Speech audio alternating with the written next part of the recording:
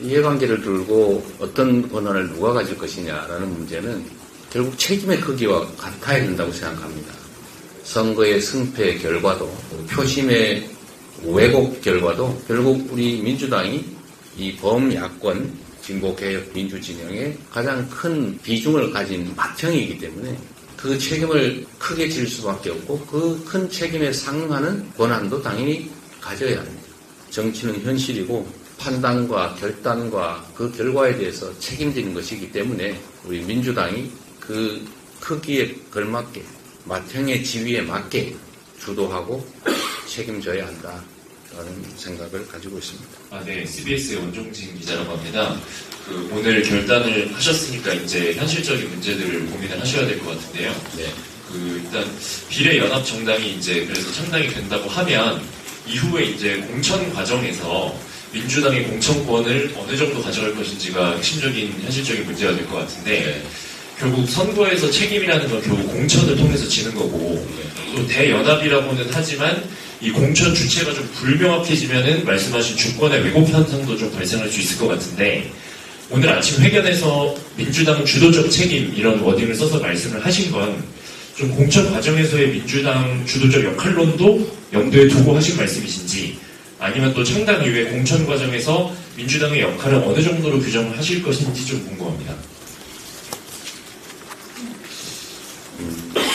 정치는 없는 길을 만드는 것입니다. 있는 현상에 대해서 정확하게 분석하고 계산기를 두드려서 판단하는 것이 아니라 불확실한 미래를 열어가는 결단의 영역입니다. 판단이 아니라 결단하는 영역인 것이죠. 이해관계를 두고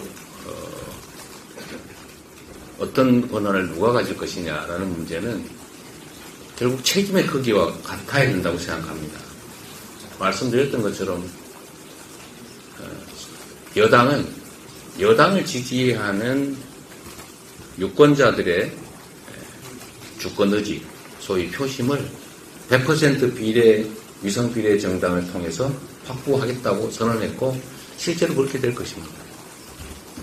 그런데 우리는 정치적 다양성 확보라고 하는 대의 때문에 이 연동형을 유지해야 하지만 그렇다고 해서 저들의 반칙에 따른 부당한 결과를 그대로 방임할 수도 없습니다. 그리고 그 책임은 역시 우리 민주당이 대부분 져야 할 것입니다. 선거의 승패 결과도 또 표심의 왜곡 결과도 결국 우리 민주당이 이 범야권 진보개혁 진영, 민주진영의 가장 큰 비중을 가진 맏형이기 때문에 그 책임을 크게 질 수밖에 없고 그 큰 책임에 상응하는 권한도 당연히 가져야 합니다. 그것이 상식이죠.